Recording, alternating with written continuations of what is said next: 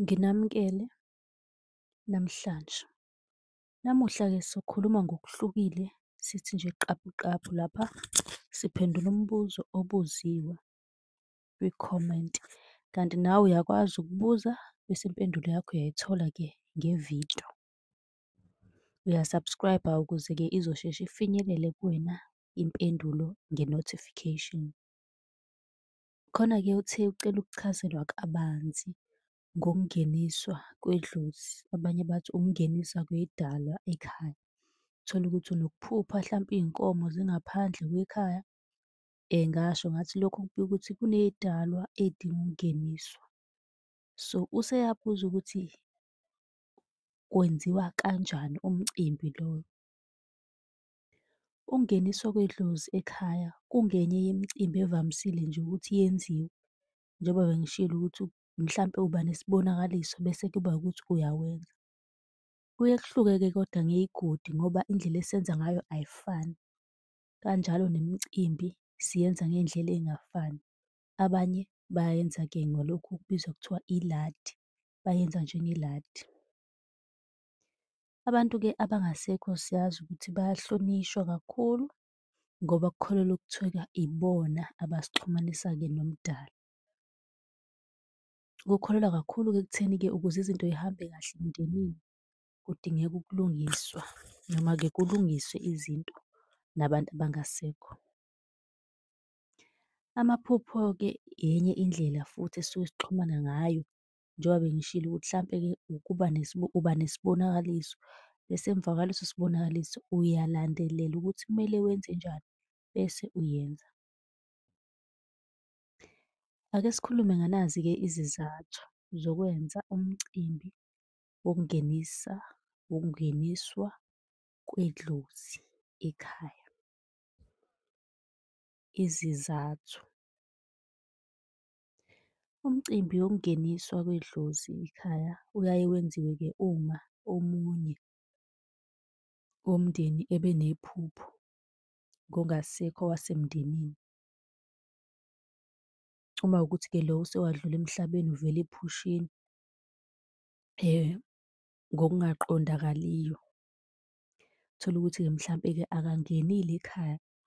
Kwesinye isikhathi-ke indlela leyo-ke ukuthi ubone ukuthi cha, kuyadingeka ukuthi engeniswe ekhaya. Kwesinye isikhathi uba nephupho ley'nkomo zingaphandle noma zisentabeni. Kusuke kumele wenzeni? Ubangenise. Kanti-ke namaphupho uma kuwukuthi-ke awucaciseleki ngawo, uyakwazi-ke nokuthola izinto zakhona uy'sebenzise ucaciseleke. Sengiy'shilo iy'zathu, ake sikhulume ngendlela. Ake sithi-ke manje usufuna ukuy'ngenisa, usufuna ukwenza. Indlela yokwenza-ke lo mcimbi wenziwa kanjani? Wokungeniswa kwedlozi wenziwa kanjani? Uma-ke kuzokwenziwa umcimbi wokungeniswa kwedlozi, kuyaye kuvukwe ekuseni kuyiwe emathuneni. Emathuneni kufike kushiswe impepho okuyiyona phela-ke esetshenziswayo siyazi sonke ukuxhumanisa abantu abangasekho emhlabeni nalaba abasaphila. Kuyaye kusetshenziswe impepho. Ngesikhathi-ke impepho ishisa kube kukhulunywa nalo muntu-ke okumele-ke engeniswe ekhaya. Nabanye-ke nje nabo asebedlula emhlabeni kuyakhulunywa-ke nabo ngaleyo ndlela mhlawumbe bethi isibanibani sicela ukungena ekhaya kanje kanje. Inqobo-ke yokukhuluma noma yenkulumo nabangasekho kusuke-ke kuwukucela uxolo. Bese-ke kuyasizwana okanye bengene ekhaya. Uma-ke sekubuyiwe emathuneni sekufikwe ekhaya kuyaye-ke kuhlatshwe izinkukhu noma izimbuzi. Bese kulungiswa ukudla lokho abangasekho emhlabeni ababekuthanda. Nalokho ngike ngakukhuluma ukuthi hlampe-ke tholukuthi ekhaya khona owayethanda i-brendi, khona owayethanda amadumbe. Zonke lezi zinto zibe seziyathengwa zisondezwe zibekwe emsamu. Ngokuvamile-ke kuba ukudla kwesintu njengobhatata, amadumbe kanye nojeqe. Uthole ukuthi-ke mhlampe khona wayekuthanda kodwa vele-ke kuyathengwa kubeke. Kanti-ke umcimbi awuphelele ngaphandle kwetshwala besiZulu, umqombothi. Usungathenga-ke noma brandy nani nani, amabhodlela, kodwa nje umcimbi bathi-ke awuphelele ungekho umqombothi. Nendlela yokuthi-ke wenziwa kanjani ngizoyenza ividiyo yayo ngoba abanye bayaye bebe nokuhluleka.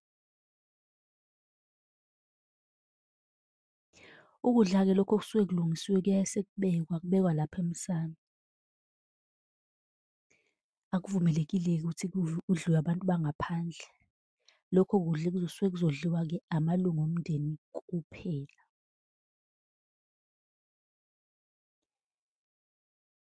Yebo, kudliwa abantu basemndenini. Empeleni ngokuvamisile umcimbi wokungeniswa kwedlozi wenziwa lapho umndeni washintsha khona umuzi noma indawo yokuhlala futhi-ke ngaleso sikhathi kwangwabikwa edlozini ukuthi umuzi usushintshile, sekuyohlala-ke kwenye indawo. Esimeni esinjalo kuye kwenziwe umcimbi wokungeniswa kwedlozi. Uthole ukuthi-ke nike nashintsha indawo senikwenye indawo. So kuleyo ndawo entsha amadlozi lawa niwashiyile. So kulokho-ke kuyaye kwenziwe umcimbi wokuthi-ke engeniswe kuleli khaya elisha. Uma unombuzo sicela ubuze kwi-comment, sobe sesikwenzela eyakho ividiyo ngokuhlukile sicacisa noma sichaza lokhu wena ozobe ukubuzile. Kanti uyakwazi-ke lapha ku-TikTok usicela inombolo ka-WhatsApp ozosiWhatsApp usibuze kuyona umbuzo onawo njalo ekuseni. Ningakhohlwa uku-subscribe-a.